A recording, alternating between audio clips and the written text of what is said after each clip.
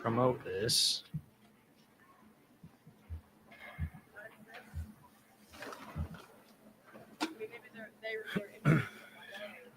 See you, Mason. Well. K-State beats Kansas for a third consecutive year in Manhattan. I was here. I was the only one here to witness it in person. I think we're going to get Cole joining us. DY's on the mend. Kansas basketball needs to be on the mend ASAP. They're going to be in trouble. We'll talk about it next. Thanks for listening to KC Sports Network, proudly presented by Emprise Bank. If you're thinking about starting a business or know someone who is, check out Emprise Bank's SBA loans. It's always good to know your options, and they can be your partner in possible. Oh, boy. It was a fun one today, ladies and gentlemen. K-State wins 81-73 over Kansas in a game that, frankly, was not as close as the final score would indicate. Not as close as the final score would indicate. Probably a game that K-State should have won by about 15. Clearly the better team. They led for over 37 minutes in this game. They play 40 in a game of basketball, so that is pretty good. And all smiles, which means raise a glass. I promise you, just cover up the label. It's 360 vodka, everybody, in this container. It's 360 vodka from our friends at Holiday Distillery. You see how I just slugged that right down? DY's so impressed he froze. DY's so impressed he froze. I'll do it again. There's some 360 vodka. Cole's working on the Ben Holiday bottled and bond bourbon right now, and will join us very shortly. So, Holiday Distillery. They've got the hookup for you. DY, we may need to get your mic fixed. It sounds like we're not hearing you right now. But look, I could pontificate forever about that game and how fun that was. Are you there? Yeah. Okay, DY's here. All right. Hey, that's AJ. Thank you for the compliment on the jacket. Kellis actually complimented me on this jacket as well. The vibes are great here. I tell you what, I just watched a very funny post-game press conference where Bill Self and Hunter Dickinson were inundated with questions about losing to K-State, and Missouri in the same year, which was quite funny. We got Bill Self to say the word bullshit. I say we. I had nothing to do with it. It was actually a KU kid, I think, that got him to say bullshit. And now we're here complimenting my jacket, drinking 360 vodka. Vibes are pretty good, DY. I know you're sick, but it's been a pretty fun day here at Bramlage. Our last show that I did with Cole, I was probably 2%. So now I would say I'm about 52. So that's good vibes, right? And another Kansas State win. I, like you, it was just kind of come away thinking that it wasn't like the usual K-State KU games, the last two times at least, where they've won in Bramlage Coliseum, where you're kind of on the edge of your seat waiting for this thing to go sideways or get real tight the entire time. Like you said, they led by over 37 minutes. Much of that 37 minutes and change was also by double digits. It felt like they led between 12 and 15 for the entire second half almost, until it got towards the end where Kansas State seemed to struggle to beat the press a few times. So that was one of my takeaways on my written story, was it didn't feel like a surprise. It felt like a continuation of what Kansas State had been doing the prior four games, and a continuation of KU's trend as well. They've lost 3 Saturday games in a row. They gave away, just unbelievable leads against both Houston and Baylor the past 2 Saturdays, and today really don't compete as hard as you would expect them to in Bramlage Coliseum.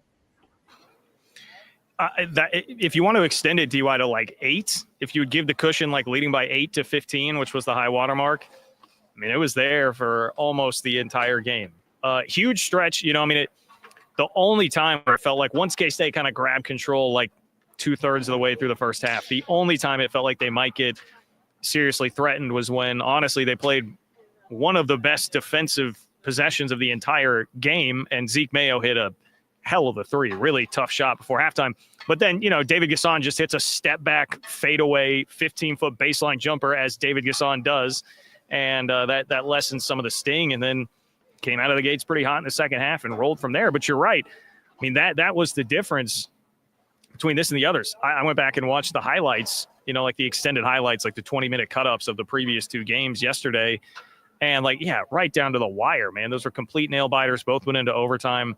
None of that here, and K-State's a 12-11 team. Now, a part of that is we know that this is not a team that's playing like a 12-11 team. That was, in fact, like Bill Self, almost a direct quote in his postgame press conference. So that's not a 12-11 team that was playing out there. And Kansas just frankly is not that good right now. Borderline top 25 team, maybe, but they're not very tough. They didn't play with a ton of energy. K-State definitely brought the energy. They had the crowd behind them. It's just wild how much the tenor of the rivalry has really changed in the last 3 years, with Jerome Tang winning 3 straight against Kansas at home. First coach to do that to start his K-State career since the 70s. It's just a different vibe right now. It's not this big beast that you're scared of. The conversation, honestly, between all of us, like in the group chat and the Discord, patreon.com/3mon, was like, hey, can we get a 5-0 run to push this out to like 18 so that we can feel totally comfortable? Like, that's a much nicer conversation to be having than what's happened the past couple of years, even though they have been wins. Yeah, I would agree. In the last 2 years, both went into overtime, and I think both games you probably saw multiple stiff runs from KU that pushed them into a lead, or maybe like an 8-point lead at one point, and really made you nervous about those potential outcomes. I'll be honest, like there was a part of me in the back of my mind, of course, like KU's going to eventually go on and run. But because they didn't, it just never got really nervous for me. And this one, interestingly enough, I think I got more nervous in Ames because I thought Iowa State was probably a better, more capable team of hitting a run like that. And they did in the second half at one point. Kansas State just swung with their own punch back. And very well could have been the case here too. I mean, I guess the only pushback on that, it seemed like maybe it was KJ Adams. I don't know that it was Bill Self. I think KJ Adams kind of said in the postgame press conference for Kansas, like, you know, if we would have played like we did in the last 3 minutes the entire game, we would have won. And I'm kind of like, okay. I mean, look, K-State melted down a little bit, did not close that out very strongly, but also probably had laxed a little bit by that point because they were in such total control. You're not going to go full court press the entire game, so it's kind of a weird thing to say. Yeah, Kansas is definitely not deep enough to be doing that right now at all. They know the backcourt. Juwan Harris was in foul trouble. Yep. Yeah, Bill Self said that absolutely killed them. Said that was something critical, but also was quick to say, like, it was just Juwan Harris shouldn't be picking up those fouls, that he was not playing very smart. Maybe raised a bit of a question about the third one. I can't even remember what the third one was. He said he didn't see it. When he undercut Coleman at the end of the first half. Okay. Yeah. 3-point play. But that's, sixth-year senior and not somebody that you would expect to be doing that. So that certainly helped, man. I don't know. It just, if you watch that game, I mean, K-State looked like definitively the better team. Yeah. If you watched – honestly, God, think about if you can't do this. I understand, and it's a big part of what comes with playing in Lawrence, right, is whitewashing somebody out of the gate. But if you take away the, 16-0 to start the game in Lawrence? 14. If you take that away, the two teams have played like 75 minutes of basketball combined since then, and K-State looks definitively like the better team of the two, which is absolutely insane. And I'll even branch it out further. During the 5-game winning streak, so like just after that KU loss, you led by KU today by as much as 15. You led Arizona State by as much as 13. You led Oklahoma State by as much as 32. You led West Virginia by as much as 26, and you led and beat Iowa State by 19. So you're like, I know Arizona State came back and that game got real tight, and you had to need a Jaden Quayton's missed free throws to win. But like, if you take those leads into consideration, like they've throttled all 5 of these teams, at least at some point in all of these wins. Yeah, it is. It's like, it's not just squeaking by in all of these games. It's part infuriating because you're like, could you not have done that? If you flipped the switch 2 weeks earlier, Yeah, and beat TCU and don't lay an egg in Stillwater, or just maybe like beat like a Drake and don't lose by 20 Right. to Wichita State. Yeah. That's really like, the non-con. Because the bad losses are going to come back to bite them a little. Oh, I mean, think about how stupid this resume looks. Like, you've got a 20-point loss to Wichita State on the resume, and you've got a 19-point win in Hilton Coliseum at the number 3 team in the country, and what should have been a double-digit win over Kansas, controlling Kansas and just crushing West Virginia. Like, it's objectively dumb, the resume that K-State has. The Liberty in the Islands, Drake in Kansas City. Yeah. I mean, and like Drake, at least that was a close game. Got smoked by LSU at home. Yeah, the LSU. You're right. The LSU game. Like, take, LSU and Wichita State and put them over here on one side of the resume, and then take Iowa State, KU over here, and you're looking at like it's just an erratic. Maybe I should use that word instead of dumb. And the LSU Wichita State games are going to hurt because of the margin they lost to them, which really affects your metrics, but also the kind of losses that they're going to look like. Like if those games you just figure out and win, then the margin for error, even if you just take away LSU and Wichita State, is much more doable.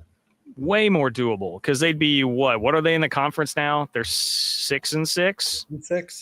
6-6 in the conference. Yeah, man, you'd have a huge margin for error. I mean, look at like Arizona State right now sitting at like 3-8. I mean, they're still like next 4 out in the tournament picture right now, according to Lenardi. So, yeah, I mean, look, I don't want to spend too much time on that right now because they're playing so well. This was a really fun day. Things are awesome right now. You've got another huge game coming up against Arizona. Like the vibes are just so good with this team right now. I don't want to waste a lot of time and energy with that. So that's, I guess, more global, big picture, and we can talk more with Cole about that when he hops on too. But as far as the game goes, like nuts and bolts of the game, DY, what stands out to you the most? Where would you like to start when we get into what actually unfolded on the court? Doug, right? I mean, he had 16 points, 11 assists, and 1 turnover. I mean, okay, if we're going to do Doug, let's make it the top storyline because I'm with you on that. Yeah. And, of course, the top storyline of the week is brought to you by our good friends at Alenco. It's alencohome.com, ALENCO home.com. To get all your home improvement needs taken care of from some great K-Staters. Doug was awesome. Like, speaking of flipping the switch, we know that this whole team has done it, but they've done it as Doug has, and it was a hell of a stat line again, man. Golly, Doug, I lost it for a second. 15 points, so 6 of 15 from the floor. Obviously, it leaves a little bit to be desired, but 15 points, 11 assists, 6 rebounds, 3 turnovers, 11 assists to 3 turnovers, and he's giving you the dazzling stuff too, man. One of those bank shot floaters that he hit, one of the assists that he had up to Moby, like he's I mean, I hate to say it, DY, I'll whisper it. It's like some shades of Marquise Noel a little bit with what Doug's doing right now. Yeah, numbers wise, and he does it a little bit of a different way with a different kind of flash. I now know that I got my story wrong too, because I put 11 assists, 1 turnover, because I think 2 of his 3 turnovers came in like the last 60 seconds against the press when he was a little careless with the ball. Yeah. He just has full grip and control over a game right now. You never feel like he's reckless or out of control or not engaged or detached from what's going on. Everything that Kansas State's doing, both offensively and defensively, feels like it's going through him. What really started this streak for him is when he's really turned up the heat as a defender. To be honest, he has an argument to say he's one of the best defenders on the team the last 3 to 4 weeks. It's been that good, and today, I think that's his highest assist number at K-State. Add in another 6 rebounds. The way he chases down balls, it's just a couple really good dishes for like no-look passes. He's been really good the last few weeks, and today, again, he took it to another level. And I thought what he unlocked more today was more of a grasp on the offense where guys were, and he shot the ball better too. At least from 3. Yeah, just gave it a quick glance.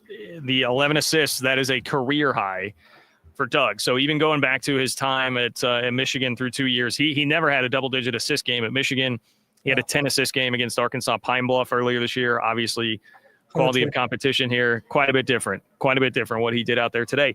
And I found this part really fascinating. It was a really good question that Kellis asked. I was going to ask something similar to Tang, because remember a couple of years ago, Jerome Tang made a big point about how early in the year he was getting frustrated with Marquise Noel, and he had kind of like an aha, like come to Jesus moment. And I think maybe it was one of his moments where he said like he read some scripture and it sparked something in him, and he decided he started coaching Marquise Noel differently, giving him more rope to be him, like allowing him a little bit more freedom to be him, and that completely changed their dynamic, the relationship, and the way that Keese was playing on the floor. I was going to ask, like, hey, was there a similar moment like that with Doug, man? Because it's been just so night and day. And, you know, I think Kellis asked the question in the way of like, hey, are you still coaching him the same way? Like, are you coaching him as hard as you were before? And his answer, just paraphrasing here, was kind of like, I mean, I still coach him hard, but I think Doug and I have both made progress in like Doug sees now that I'm not like out to get him. I'm not trying to do this as like being mean and coming after him. And I now am seeing some things where like, okay, Doug's some of the things that I may have taken before as like, you know, Doug trying to be disrespectful or something like that. It really isn't. And he's just trying to understand and trying to get better. And so he said they both made some progress. It really shows. Crazy that it took that deep in the season to happen, because it was, I mean, right here was the Texas Tech game was really like the last straw with that when they benched him and didn't play him the final 5 minutes of that game, which how nuts is that? They could have won that game against Texas Tech, who looks like the best team in the league right now. So Baylor down by 12 in Waco. Yeah. It's wild. But that to me, I think it speaks to their relationship. I just thought it was a really interesting bit of insight into how the relationship dynamic has changed between Coach Tang and Doug. And I think you're seeing it play out there, because Doug then also said in the presser that he feels like he can play much more freely now than what he was earlier this year. So somehow they made it work. You know, I mean, Tang's taking a lot of crap, and it can't take that long in a season to get everything on track. I think everyone agrees with that, but he has now figured it out, and that could really unlock, I mean, maybe a special end of this year, but particularly even a special next season if they can have that from the word go. Yeah, it's probably more so next season, but I mean, I'm open to the idea of this season, but you have, like we have alluded to earlier, you have no margin for error. A couple of things too with Doug is just like, I just like his attitude now, like them getting on the same page or having that come to Jesus moment where they were like, okay, we've made enough progress. We've found the middle ground to make this work, has also coincided just with better effort, intensity, whatever you want to call it, everything from Doug. Because even like, I think it was your question you said, but you said we should have won by more. Some people might take that as disrespect. I took that as a great sign. He's right. Because if not for some stupid turnovers or some missed dagger threes or allowing some easy baskets late, not handling the press well at the end, they probably should have won that going away. And then the wind camera they do, everyone's saying big dub, big dub, big dub. Who has the best message? It's Doug. You said we're not done yet. Yeah. Boy, imagine what we would have thought if you would have told us that like mid-December, that was going to be Doug here on February 8th. With everyone's celebrating a great win, and Doug's like, no, we got more. No, more. Don't celebrate this. They made a point at the podium to be like, you know, just like every other game. Maybe we can talk about it too. I know Cole's here, so we're going to get to a break and come back. But, you know, I mean, there wasn't really any desire from anybody to storm the floor today anyway. I mean, you know, everyone's kind of like, ho-hum, beating Kansas. It's a sign of the times and probably a sign of what this Kansas team is right now in its current form as well. All right, homefieldapparel.com. I couldn't wear any today because, you know, I was in the media seats, so I had to be professional and wear the jacket. But if I were a fan, I could have worn my Home Field Apparel EMA jacket, which is fantastic. They've got all sorts of K-State designs, 50 plus at homefieldapparel.com. You can use promo code 3MA24 to get 15% off your first order. Nailed it this time. 3MA24 for 15% off your first order. You can get 100 plus other teams as well. So lots of good stuff at homefieldapparel.com. Maybe Cole will be wearing some. We'll all find out together coming up next. Looking for tickets for your next event? Tickets for Less is your #1 source. Save big on every purchase when you use promo code KCSN at ticketsforless.com. Cole he's got at least a hat, the home field apparel hat on. Howdy, guys. All the way back in the office, too. I thought you were just going to be like over a phone. Well, because the stuff was delayed a little bit for you guys, and then Brody's game got over, and I hightailed it out of there and got back home, got back to the office. I could have rocked my Michael Beasley jersey as well here, fit into that still from the college days. It was great to see him having the time of his life today, courtside with Barry Brown alongside him. So, well, you know why we were a little bit delayed here. Press conference took a long time. Usually visiting media gets in and out of there pretty quick. Like they're wanting to get in, get out. And so that'll happen before home media goes in. Tang goes and does radio before he goes back to the press conference. And so I'm standing there and like there's some KU media folks like waiting to see what happens. And at one point they're like, hey, like K-State players are walking up here. Like I don't know where Self is. Like I don't know what's happening here if they're just skipping it. It just seems like the locker room chat lasted a very, very long time after that game. I do not think Bill Self is very happy where things are at with Kansas right now. So that's kind of nice, right? Bill Self having to have nice little fireside chat after taking it on the chin for a third straight year here. Well, no answers today for Kansas State. I mean, they didn't really push K-State. I mean, what was the closest? They come out to start the second half, and they get an offensive rebound, and Rylan Griffin buries that corner three to make it 44-39, and you're like, oh, boy.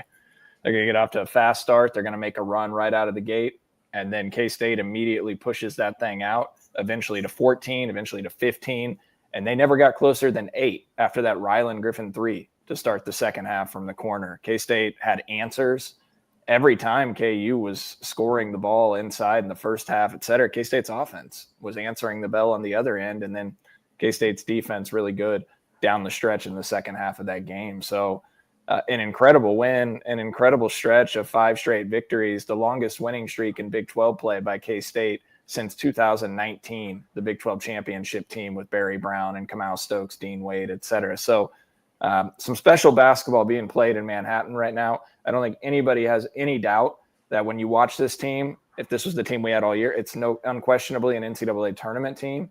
It's just a matter of now, can they sustain this? I mean, that's selling them short. Like let me ask you guys this question, because I got asked a question by a Texas Tech fan that I'm friends with, who was like, man, he's like, I still think you guys can make the tournament. I've just been, same convo we're having here. Like, let's chill on that. But he's like, if I were doing a Big 12 power rankings right now of like just how teams are playing right now, he was like, I'd have K-State in the top 4. And I was like, well, if you went, you got to go Texas Tech, Arizona, Houston in some order, 1 through 3. Outside of that, Cole, is there anybody else you would put ahead of K-State the way K-State is playing right now? No, the way K-State's playing, I mean, I don't think I would. There's nobody else that's playing as good as those 3 in K-State. Yeah.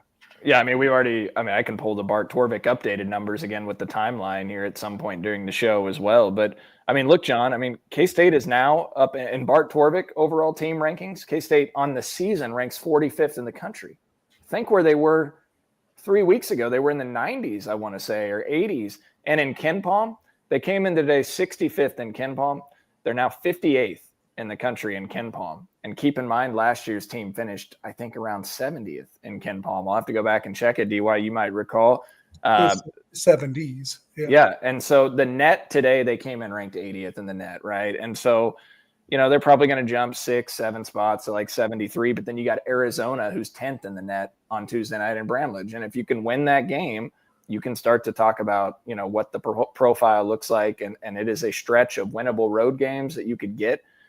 I don't necessarily want to get too into the weeds on that still, but, I'm just enjoying this stretch of basketball that we're witnessing and just how special of a performance today was. I mean, guys, they shot 50% from the floor on a KU defense that ranked 5th in the country in KenPom. All right. They have now handed KU 2 of their worst 5 defensive performances in points per possession on the entire season. Bart Torvik has it at a little over 1.11 points per possession today by K-State. When K-State went into Lawrence, they averaged 1.1156. or basically almost 1.16 points per possession. That ties for a season worst allowed by KU.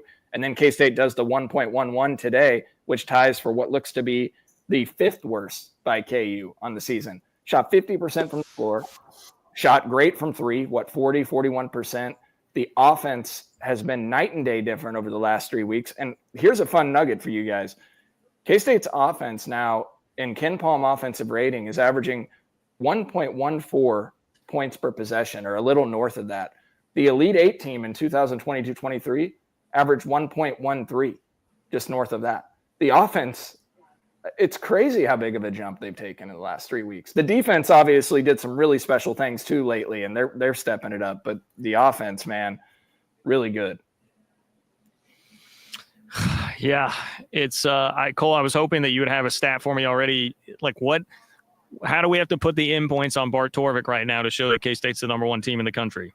Well, I can do it real quick. If what all of you guys hit on, all right? I know I jumped in 20 minutes into the show, so I don't want to repeat. A lot on Doug. We talked like kind of bigger picture, how it was crazy that K-State didn't have to sweat this one out at all. And, you know, how much the tenor on that has changed, which is some Bill Self losing it a little bit here in the NIL portal era, and some K-State just playing at an insanely high level right now. And then we talked about Doug. That's kind of what we've done so far. Okay. And by the way, I was listening to the end points of your discussion on Doug, and I'm assuming you guys already have hit on this. Obviously, was this the most assists since Marquise, I assume? Oh, I don't know about it was a career high for Doug. He didn't have a double-digit assist game at Michigan. Yeah, so he has a double-double today. And you know what stands out to me about Doug the last 2 games is it's not just the assist numbers, which, by the way, 20 assists in the last 2 games, so 10 per game. But he had 8 rebounds against Arizona State, and he had 6 rebounds today against KU. So you got your small guard going in there, and look at him getting up off the floor to try and get rebounds. It's maximum effort on both ends of the floor. So if you go back over Doug's last 5 games now, he's averaging 13.4 points, 7.4 assists to 3.2 turnovers, 1.6 steals. And I just mentioned the 14 rebounds over the last couple of games. And he's shooting better from 3. 3 of 6 today, huge, set the tone early. It's remarkable that Doug has definitely turned that corner. And we're talking about Doug McDaniel. We started talking about this 2.5 weeks ago, and now it almost seems like a certainty that you can feel like if Doug wants to come back, K-State would love to have Doug back. Him and Tang are hitting on all cylinders right now. Yeah, and I will just say vibes after the game seeming pretty good on feeling like Max Jones can get another year next year based on the outcome of that case, the lawsuit earlier this week. Not even a joke at this point, guys. It was a bit for a minute.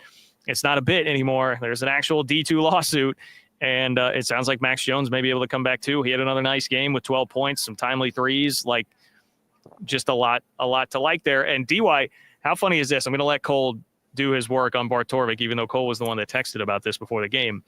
But they didn't have Ugo today, which I know he's not been playing like a huge role, but with Cole sent a text like, oh, not great with Kansas's size that you don't have Ugo, and it didn't matter at all. They just went out and held KU down by double digits almost the entire game without having to worry about that at all inside, which Moby is a part of that. Like, they're getting such good minutes, like productive minutes out of Moby right now, who turned and faced up on Hunter Dickinson at one point and just scored right over the top of him, which was fucking awesome. Like, shout out to my guy Moby. Yeah, he knocked away a few passes that they tried to throw over him because I think Self called for a lob like 2 times in a row and didn't realize that Moby Kikaruke has the hops that he has. He finishes well around the rim. This is a few games in a row where he's done that. He brings you energy. I don't think anyone's skies higher for a rebound than he does. He's, for the stuff that he can do, he's really, really impressive at it. It's not a vast array of things, but there's 2 or 3 things.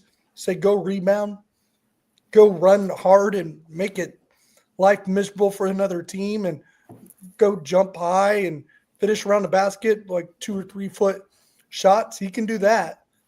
Now, maybe later in his career, he'll be doing more than just those things. But if you just bring him in the game and ask him to do that, he'll be excellent. And that was big today because, as you said, he didn't have Ugo. So Gasson plays 33 minutes. You need 7 more minutes at the 5. You probably got a few of those from Coleman and a few of those from Moby. Moby was fantastic, guys. In 10 minutes, 6 points, 2 rebounds. But that doesn't even tell the story. First of all, yeah, the bucket that he had where he just faced up Hunter Dickinson and drills it. Arizona State, he has a 6 or 7 footer where he just uses his strength and clear out a little space and hits a little 6 footer against them. Like, there is a skill set there to work with, coupled with his athleticism. Like, the box score is going to say 6 points and 2 rebounds, but how many times did Moby get his hands on a ball and deflect it? Offensive rebound, might have tapped it out or kept the ball alive. And how many times it felt like multiple occasions they tried to post entry feed Dickinson or Badunga, and Moby jumps up and gets his hand on the ball and knocks it loose. And he's got a 5-inch disadvantage in height on those guys, but he's so incredibly athletic and he's ready to catch the lobs when they penetrate.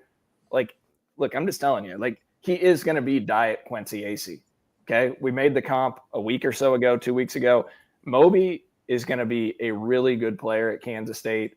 And these minutes he's getting right now are invaluable to his future. He's still got 2 years to go after this at Kansas State. Who knows? Maybe 3 because, the eligibility, he's a JUCO, right? Yeah. So he could have 3 years left. So, yeah, Max Jones be back. I mean, guys, like, it's 12 points for Max today. He set the tone early. I mean, he was 3 of 3 from the court, 9 points, and by the first media timeout. Then he had the foul trouble that he battled. Coleman Hawkins with the freaking, I mean, the guy's just a winner. This is what he does. He just wins. 8 assists, 5 blocked shots. Like, how many times Coleman Hawkins? And emphatic blocked shots, ones that were getting the crowd into it. Like, Coleman was the one that was really like peaking the crowd today. Doug did a couple times with an assist and a crazy acrobatic lay-in, but Coleman has a steal and a jam. And then Coleman had like 2 or 3 where he just volleyball spikes. KJ Adams. I don't remember if it was all KJ, who else it was. I will say and maybe I'm wrong for saying this, it seems like he got over the health thing a little bit too, because he seems a little bit springier and bouncier and quicker now than he did at the beginning of the season. So you wonder if that knee stuff that he kind of went through at Illinois, if he's not even a little bit healthier now, because that steal, excuse me, where you got in the passing lane, you got to run out with the dunk.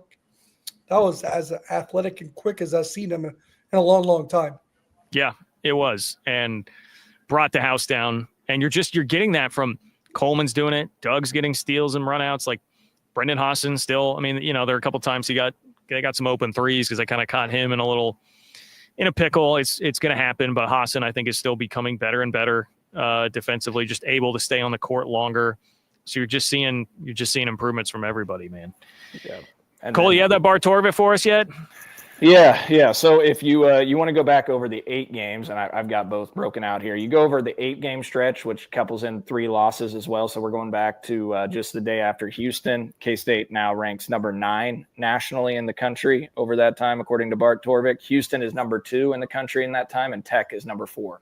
So K-State would be that 3rd Big 12 team. If we adjust it, John, to a week later, starting with the West Virginia game, so we're looking, a 6-7 game stretch there. K-State ranks number 6 nationally in the country during that time. During that time, Houston now is number 1. Texas Tech is number 2. But to your point earlier, who would you rank close to K-State in that group? Houston 1, Tech 2, K-State 6. KU's the next closest at 20th during that time frame. And during that time frame, K-State now, speaking of the offense, during that six game window or so, K-State's offense is number 3 nationally in adjusted offensive efficiency, and the defense is number 29 in adjusted defensive efficiency during that time. So KU was ahead of Arizona? Oh, wait, let me, you know what? I better fact check myself here, guys, and make sure. I was like, there is no way KU was ahead of Arizona during that time. But this is where me forgetting probably that Arizona is a Big 12 school, and I just probably glanced by it. So let me run that again. So this is from January 18th to present. I don't know, because it was 1, 2, 3, 20. I was like, where's Arizona? That's all. Yeah, I mean, Arizona's 24th in that stretch. All right. So, But they haven't lost in a long time, so that's strange. no, they're 5-1 in that stretch. They got Texas Tech in the late game tonight, right, at home. Yeah. And that'll be a big game to watch. But yeah, I don't know if it's because the efficiency metrics, like they're winning but not as efficient, but they ranked 24th in that time frame. BYU's 23rd. Their win over they beat Iowa State, but it was like the most improbable win ever. Yeah. So and also, yeah. By the way, I'm sure you guys hit on David Gasson already too, right? Not as much as we should have. I mean, he just keeps doing his thing, man. I guess then we just hit on everybody, but yeah. Well, I mean, we had hit on the dude that had 20 points and 7 rebounds. No, I wasn't saying we shouldn't, but I'm like, that's what happens when you're playing good. Everybody is playing good. Yeah. Yeah. I mean, he has 20.7 rebounds. And now, guys, in the last 2 games, David Gasson's averaging 21 points per game and made 17 of 24 shots from the floor, 71%, and 7.5 boards per game during that stretch, all while playing really good defense. And man, has he been sensational. I think he's number 1 in the Big 12 in field goal percentage on the year. Yeah. It was before today anyway. He just knows exactly when to cut to the hoop and dive to the rim. And that's nothing against him, but like the amount of easy baskets he gets at the rim, because he has such good feel of knowing when the defense is going to collapse on the ball handler, is insane.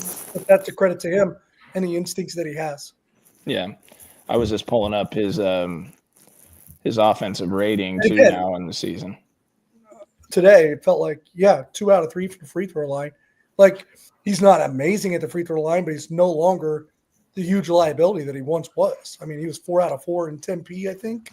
So this is a guy. No, he missed one there too, but he had a 1-on-1 situation where he knocked down both late in Tempe and in a clutch situation. He made 2 big ones again today. He's getting it done at the free throw line now. Yep. Yeah, man, that's God. And this team, like, what did they shoot today from the free throw line? I guess it was they only got 4 or 6. They were only 4 or 6. Yeah, there were like no fouls called. I remember looking at Jimmy at KSU_fan late in the game when Kansas fouled there with literally like 3 minutes left in the game. I was like, there have been 4 fouls called in the entire second half. No, 6. It was 6. There were 3 on each team. So not a lot of that. But they have gotten better at the free throw line. Like, just they've literally improved everywhere, like across the board right now. And Cole, we say something nice about CJ Jones today? CJ Jones was it's probably unfair to say serviceable. He was better than that. CJ Jones was good. Like, we talked about the bench needing to be more contributors to winning. And today he gives you 7 points, and he made a couple of really nice passes. He defended well. He played 21 minutes. He was on the floor for extended periods of time, which was crucial because Max Jones had the foul trouble early on in the game, and CJ Jones stepped up. Probably a little too many shots for my liking, to be honest. I think he had a stretch where he had like 5 or 6 field goal attempts. But he made some really nice plays, and he was big. Him and Moby were really big off the bench. They give you 13 points and made winning plays. In addition to that, outside of that, and I was also trying to calculate Gasson's free throws to DY's point. So I'm sorry I was distracted there. But no, you're okay. Tang made it a point to single him out in post game to say that he did a nice job, and it just stays true to form. And this is true with basically any team. Like, your role guys tend to play much better at home than they do on the road. Happened again. CJ Jones, productive minutes when he was in there here at home. It has been different on the road. Yeah. David Gasson, guys, sorry to interrupt, John. In his last 10 games, he's 25 of 37 from the free throw line, 68%. Okay. You'll definitely take that. I mean, that's what the team was shooting. Yeah. Of a couple of weeks ago was 68%. So, yeah, I mean, I don't know. About the only other guy we could hit on here, like, it was not the best of nights for Brendan Haasen, at least shooting-wise, 3 of 10, all 10 of his threes. He probably got a bit carried away at one point with 1 or 2 of those. But I just think it's kind of where this team is at right now. He's such a vital contributor in what they're doing, and they could weather a day where he wasn't his sharpest. Hits still some timely big shots, but wasn't his sharpest, and it doesn't matter, and they still control the game.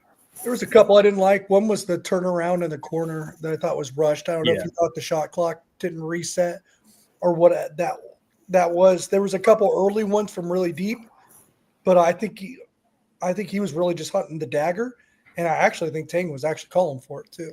Well, he had that big one that put him back up 15. And I was like, it felt like every time I started to get a little anxious every time, right? And then K-State would hit a huge shot. Coleman Hawkins would hit a big three on a nice pass from Doug. Brendan Hassan would hit one. Max hit one. I think Max had the one where Doug had the ball batted to the other end of the court. He ran it down and then dished it to Max. Max buries a three. That was huge. Every time KU made even the slightest of push, K-State had an answer outside of the last 90 seconds of the game when things got pretty sloppy.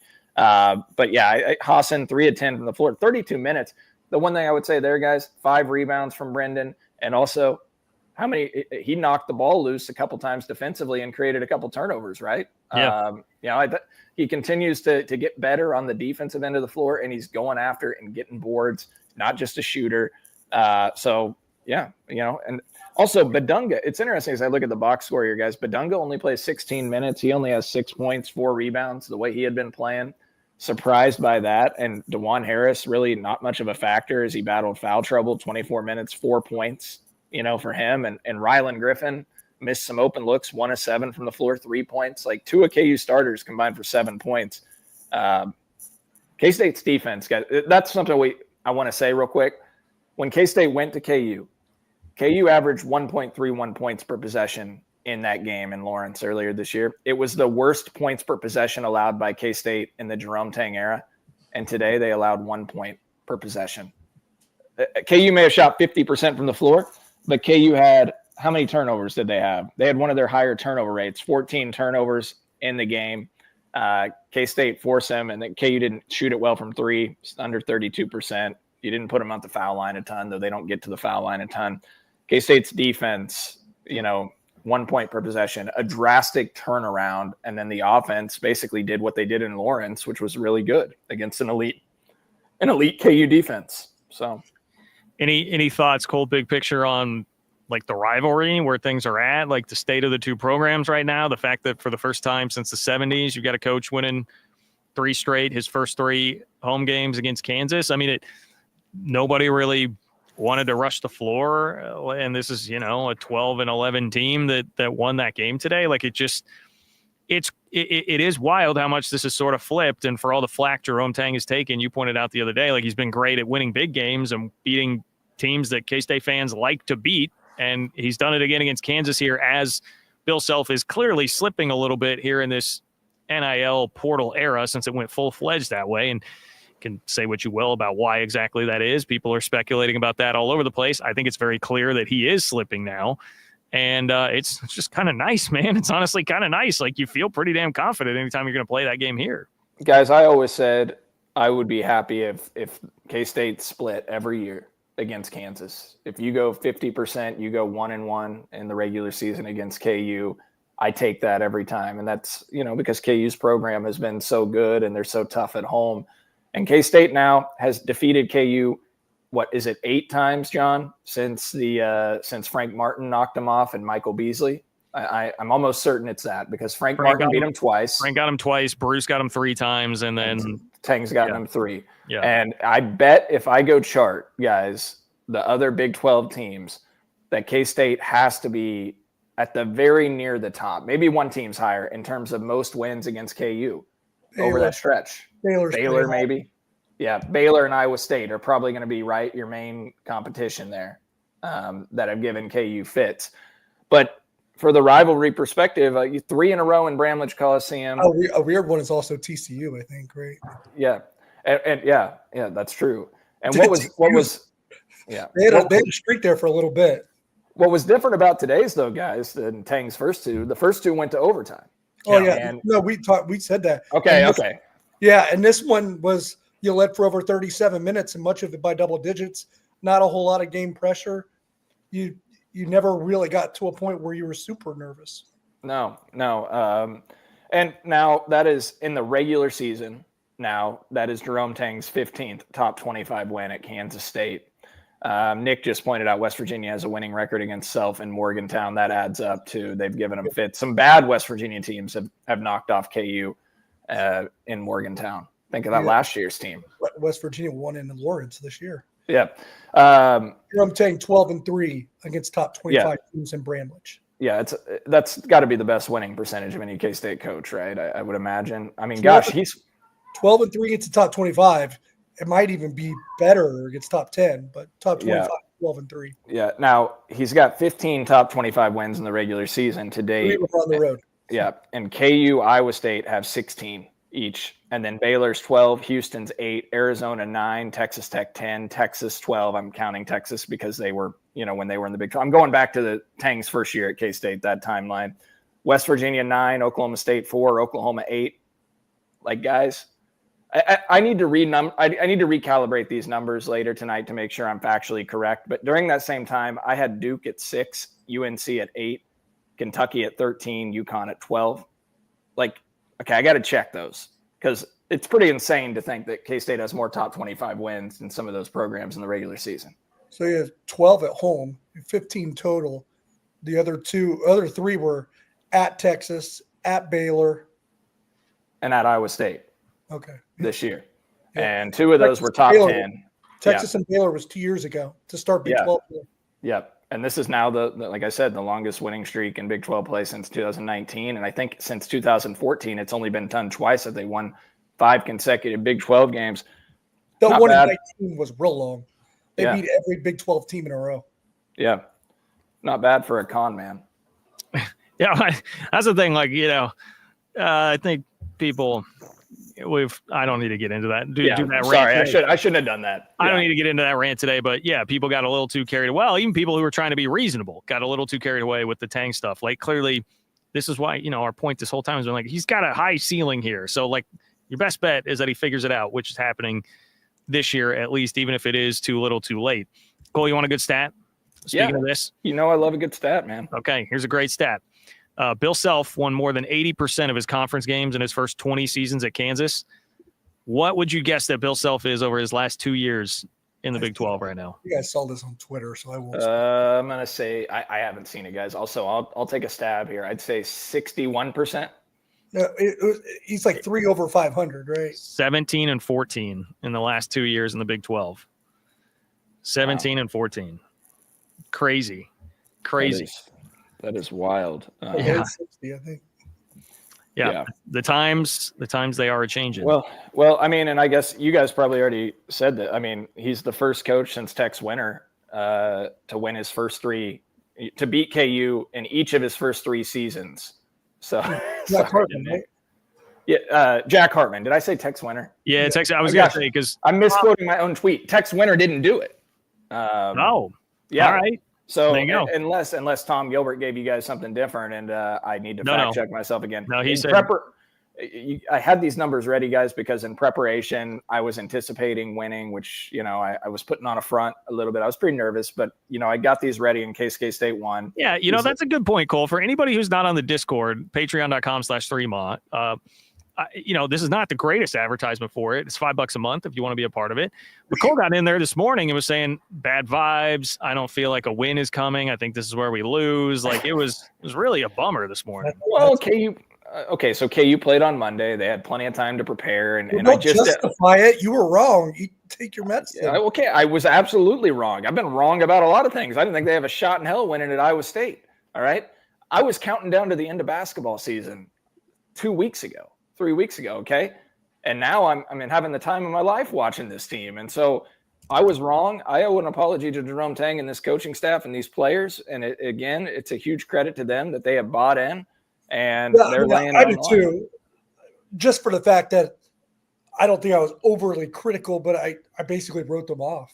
And clearly, as John said at the onset, you can't get off to that start with this, No, you can't. But I was wrong for saying that they're done because apparently we're all wrong for that. Yeah. No, I'll take the medicine on that one. I mean, yes, I didn't say anything totally wild like some people out there were, but yeah, they clearly were not totally We were saying 6 and 14 at best. They got 6 wins now. Yeah, they're 6 and 6. Which, by the way, where does that put them in the standings? Like I haven't even looked. Right, like around 7. So they're putting themselves in a position to not play that first night in the Big 12 tournament now on Tuesday. The top 8 seeds get a bye that first night. We'll see where that goes. Big 12 tournament is going to be ridiculous now because you basically get 4 games a day across 3 days. Oh, now. I love it. I love Tuesday, that. Wednesday, and Thursday is all Because day. I used to love that Thursday because you had the 4 games, and now we get 3 days of that. So just a few. It's the most wins, according to what I'd researched, most wins in a 3-year stretch against KU since beating them 4 times in 2 seasons from 1987 to 89. It's the first time since 1980 to 83 that KSU defeated KU in 3 straight seasons. According to BCAT, they are tied for 8th right now, 7th if BYU loses tonight. Okay. And then first K-State coach since Hartman and 71 to 74 to beat KU in each of his first 3 seasons. The only other coach to do this, and John, I'm sure you remember this, Zora Clevenger did it in 1917 to 1920. So Coach Clevenger, Jack Hartman, and Jerome Tang are the only 3 to knock off the Jayhawks at least one time in each of their first 3 seasons. So yeah, everybody always talked about like the football gap closing between the 2 programs, but the difference being that the basketball gap closed and K-State actually gets over the hump and is winning a lot of these games. Now I know you get to play, multiple times a season, so there's more opportunities in basketball and you play them home and home. So it's a little different of a comparison, but it's still, and BYU is losing, by the way. They're down 9. Okay. But for John and I that grew up never seeing K-State beat KU, and wondering if it was ever going to end, and now seeing it happen. Yeah, and now seeing it happen 3 straight times, and now having with Michael Beasley in the house, which, by the way, DY, you got to see the TV broadcast, but like just smiling ear to ear. I'm sure you saw him too, John, courtside, just having a great time, and it was really. We had him on the pod. So if anybody hasn't checked it out that's watching right now, we had Michael Beasley on 3 Mall last night. So go check it out on the feed as well. He was fantastic. And it was great to have all those former players, Barry Brown and others in the house. Random. I got a pet peeve with some of these courts in the Big 12 that don't have a center court line that goes all the way across. Like Arizona State had that with that pitchfork, and you couldn't tell what a half-court violation was the other night. Cincinnati has the same where the line doesn't go all the way across. K-State's got to go there later, right? So get it on the scouting report. Watch out for that. All right. Well, I guess final thoughts. Yes, by the way, cool that Michael Beasley was there. He and Barry sitting like center court, man, they were getting fired up, like standing quite a bit. They were very engaged, I would say, in the game. Mason's video of Sandstorm, I saw Barry kind of egging on the chant even. So, so there was also Tyler Perry like got up into like the front 2 rows of the student section after the game and was kind of, I don't know if he was like leading them in the chant, but it was definitely happening and he was like pumping up the crowd too. So yeah, TP was having a good time there. So fun to have the former players back. It was just, elite day in terms of the vibes here, fellas. That's my report from being live on the scene. Even with just 1 year, Tyler Perry does have those kinds of allegiances towards Kansas State because some of the shot making wasn't as good at times as you wanted it to be, but he had a really good season at Kansas State too, and was largely responsible for beating KU. Underrated season, deserves more credit. Yeah, for keeping that thing together. Yeah, he held that thing together almost by himself. I think he had to navigate the Cam and Kaluma stuff too. Yeah. I did want to also, from the actual game today, like I thought a huge point other than the last couple of minutes, guys, was just how damn well K-State took care of the basketball. Against an elite defense, what'd they have? 5 turnovers in the first, 35 minutes of the game. They finished with 10. Right? Yeah. Yeah. They had 2 at half. Like Doug McDaniel was a floor general out there. K-State handled the ball. There were some bad turnovers late. Of course, a couple of them were the officials just swallowed their whistle. That should have been fouls, but still got to take care of the ball a little bit better. But, your turnover rate, 13.7%, and heading into the final 5 minutes of the game, your turnover rate was probably in the single digits and probably the second lowest on the entire season. So ends up at 13.7. But again, the drastic turnaround in the defense in terms of points per possession allowed against Kansas versus what happened in Lawrence, and then the continued flow of this offense. K-State's shooting the ball really well from 3 right now, and I don't want to jinx it, guys, but, you go over just the last 6 games, 15, 27, 37, 47, 58 makes from 3. I'd have to calculate out the percentage, but I'd guess they're close to 38, 39%. So everything's looking good.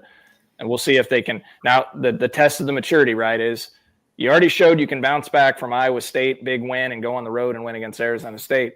Now can you bounce back against having your first sellout crowd and that emotional high against your rival to playing another elite team in Arizona on Tuesday night? This should be easier than Arizona State game was, just for the fact that Arizona should grab your attention. They should. Name brand team that's 10-1 in the Big 12 coming to your house for maybe the first time ever. And it's at home. You would think Arizona State on the road would have been tougher. And maybe it was. They started out really slow. Cool. Was the last time K-State played Arizona? I remember Tom Asbury just getting pummeled by Arizona in Maui one time. Gosh, that is right. That did happen. I feel like there was one other. Bruce Weber played Arizona. Did Bruce play him in Maui? That was also in Maui. They beat Purdue in the opening round game, Marcus Foster team in his second year.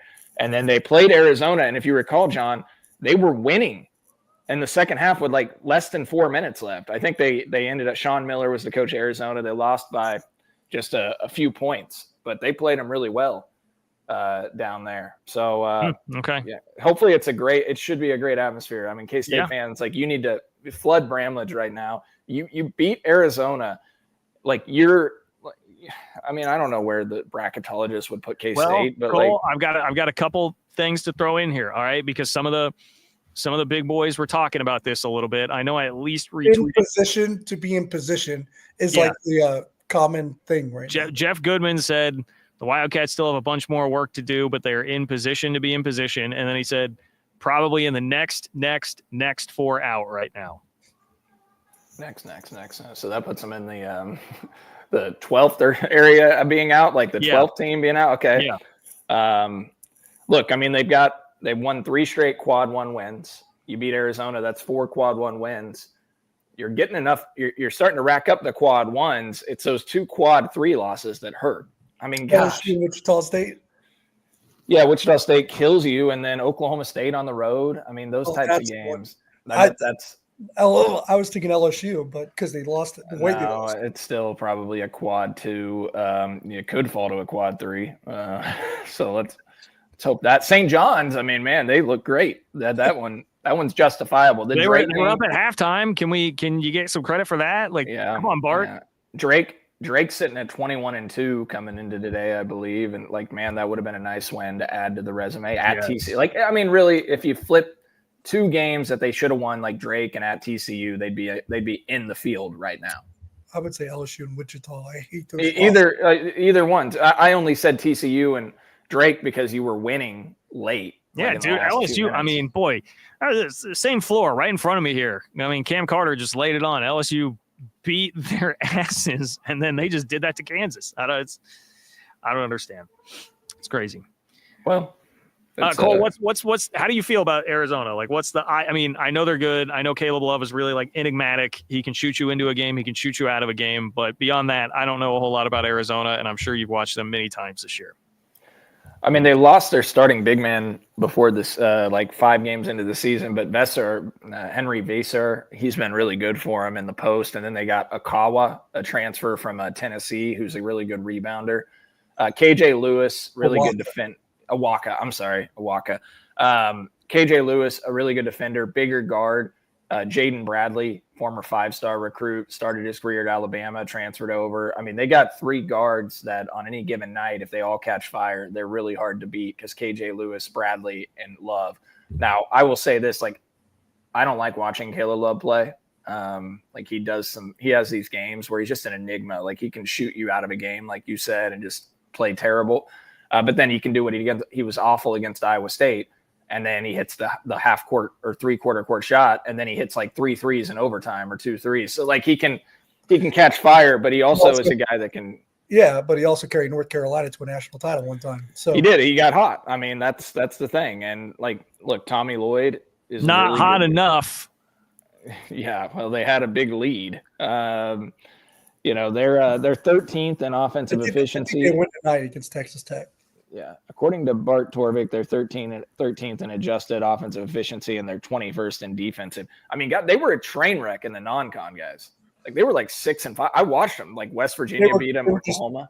Yeah, I mean, at the time, I guess West Virginia doesn't look good now, but at the time, all their losses were against good teams. Yeah, Oklahoma. Yeah, they got swept, I think, in their the Battle for Atlantis tournament, and they had some rough stretches. But look, they're one of the hottest teams in college basketball. They're 10-1 in the Big 12, and they got one tonight. That's huge, and so. It would be a monster win. They're 9th overall in Bart Torvik, and if you look at the net, I think they're top 10. So K-State, guys, essentially, now KU is going to fall in the net, probably out of the top 10, but in the last 2 weeks, if you beat Arizona, you will have beaten 3 top 10 net teams at that point with Iowa State, KU, and Arizona. So, yeah. It's not bad, man. You got to make it hard on them, make it hard on them to keep you out.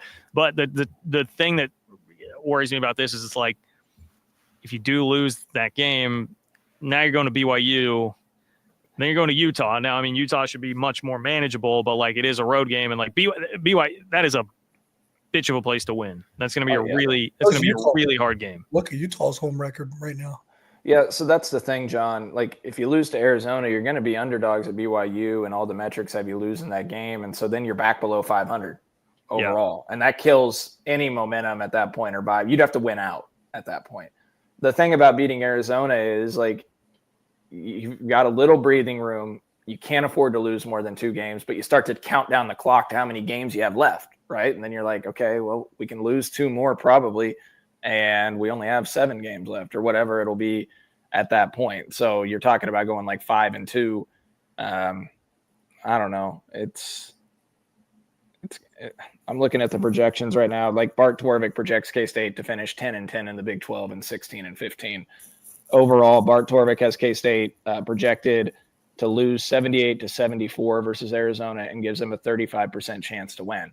But keep in mind that K-State's had like a under 30%. They had like a under 10% at Iowa State, and they had a 32% chance to beat KU today, and they manhandled them. So the metrics say what they do, but you got a chance. I mean, it's exciting basketball right now. At least we're having these fun moments. That's what you get. You get fun Bramlage. I'm jealous you guys got to experience it. But I was on cloud 9 going to Brody's basketball game right after K-State won, and we had a great day. Yeah. So. Yes, sir. All right.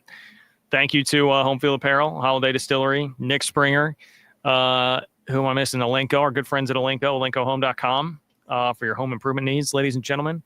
Great day to be a cat. Fun to experience it with you, share it with you. Thanks to everybody who hung out in the live chat. We will talk to you all very soon. Take care, and we'll see you on another 3 Mall.